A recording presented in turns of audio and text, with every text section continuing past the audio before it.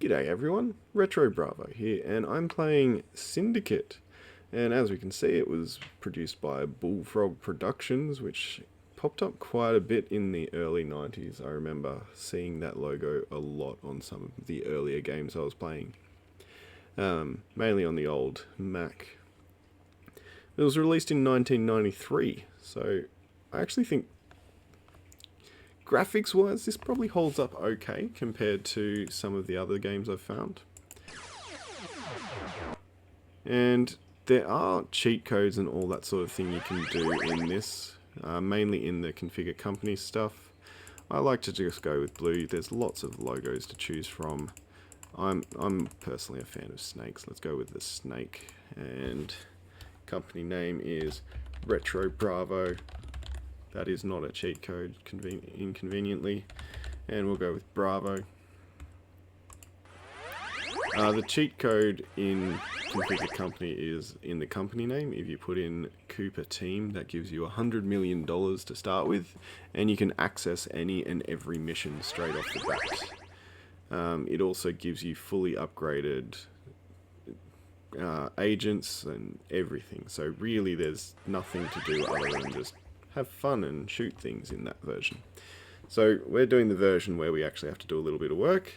We're starting in Western Europe. There's nowhere else really that'll let us progress. It doesn't have the brief down here.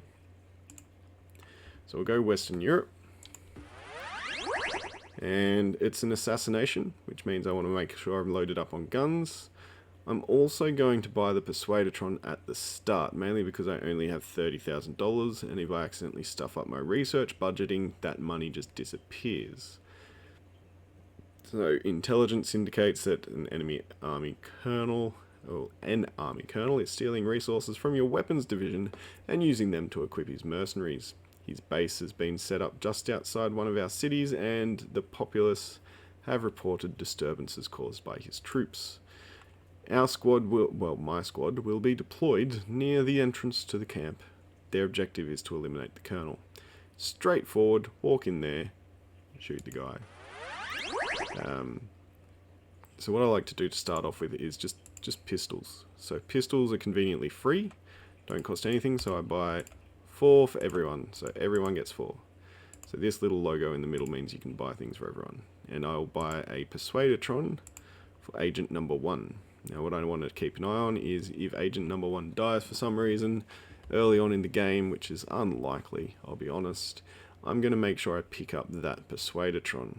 Now, mods, I can't really, $6 each for legs. I can't afford really to just fit out $24,000 worth of legs. So mods wise, I'm not going to go with anything just yet. I'm going to wait till we have a bit of a regular income. The team, you can actually recruit new agents to the team. So we've got all these empty slots. Now if you put in the Cooper Team cheat code, these slots are all full. But with the Persuadatron, you can actually persuade enemy agents. It is pretty hard to do, and generally you'll want a shield, and you'll want the Persuadatron, and you'll need to persuade basically half the city before you can persuade an enemy agent. But we'll go into that a bit later. I always kick off with researching automatic. Now, if last time I did this, it took me 2 days and 4 hours to do. Now you can see up here the time, it does actually tick forward, so as soon as I hit accept, even if I'm just fiddling about in the menu, my money goes down and my research progresses. So I'm going to go with, let's go 576, that should finish us at about the same time as the mission. And hopefully that just means I get a free Uzi from this mission.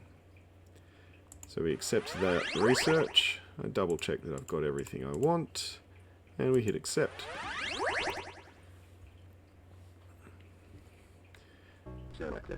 So, you can select all 4 of your agents here. This red bar is to do with how fast they move, and the blue and baby poo green bars are to do with reaction speed and accuracy, and whether or not they actually just automatically will kill enemies or just stand there and get shot.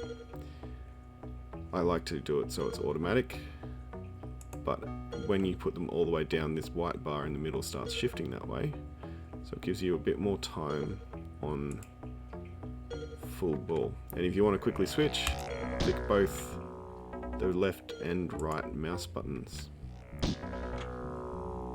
Now, any gun that's worth money is worth picking up at the start. So shotguns net you a few $100s. Now, I'm still going quickly because there's another guard in this building over here. He started to walk towards the door, and he's also got a shotgun. There he is. And we've picked it up. So you can see the white bar here is starting to shift this way now. So I'm going to put my gun away. And I'm going to put everything back down. There are times when you're sometimes better off with one agent.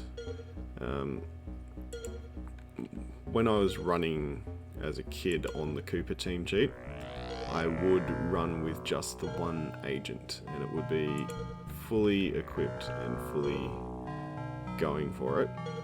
And it took me ages to work out that in order to run with one agent, you didn't actually have to kill all your agents. You could literally just deselect them in the menu.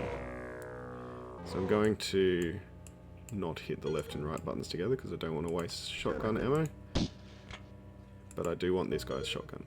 Now, he's technically a civilian, but he had a shotgun. And the value of human life, if you sort of get into the lore behind this, is quite low in this game, unfortunately. But there we've got our last guard, and the only person left on this map other than us is the actual target. Now, one thing that's lacking in this game is sort of a game clock to tell me how long I've actually been doing this. Like I said last time, it was 2 days and 4 hours this game took me, or this mission took me. Whereas real world time, it's taken me about 3 minutes. And sometimes when you have your team walking slowly, when you've got all the upgrades, it's not as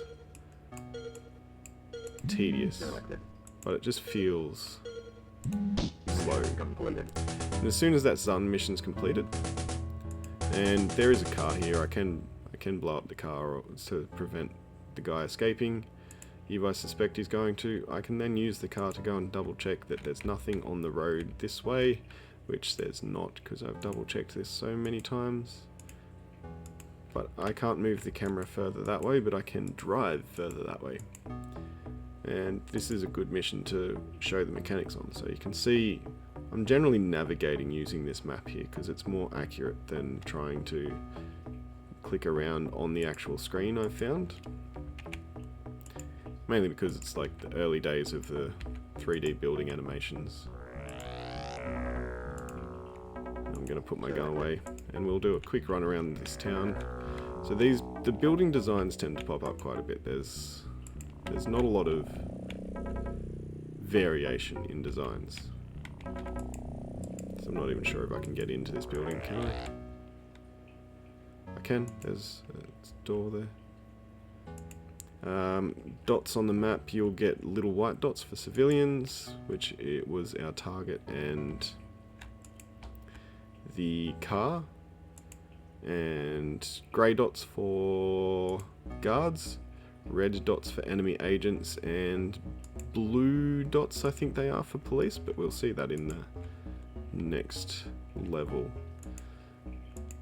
So the levels don't end by themselves, I'm just sort of walking around exploring, seeing if there's anything interesting to see. But not really, so like the black stuff here, that's water. If you fall in water, you drown. There's a bit in the second mission where it looks like an inviting tunnel, but it's literally just a tunnel that makes you fall into water, and then you drown. Yep. So it's good. It's good. So we'll hit spacebar and finish that mission because we're 10 minutes into the recording, and it loads up oh yay! Welcome to the dawning of a new empire. There we go. So everyone celebrates that we went in and killed this guy, and yeah, the research on Uzi is completed. That's good because it means that Uzi I picked up was free, and it took us 3 days. That's excellent. So now Western Europe is blue. I can't do that mission again, but you sort of see the colours, they will change as you move through. So each colour represents an enemy syndicate. It doesn't really correlate at all with the enemies that you see in the level. I don't think they went that far, but anyway, if you are liking this sort of stuff, if you're liking the old games, mainly focused on older games from when I was a kid, so you know, the early 90s, some of the late 80s, and we might dive into the early 2000s a bit, so some of the ones where I first saw things happen and I was really impressed by the development of gaming. But if you have any requests, let us know and I'll try and find the games and might give them a play. Otherwise, I'll catch you in the next video. Don't forget to like, share, subscribe, and above all, have fun.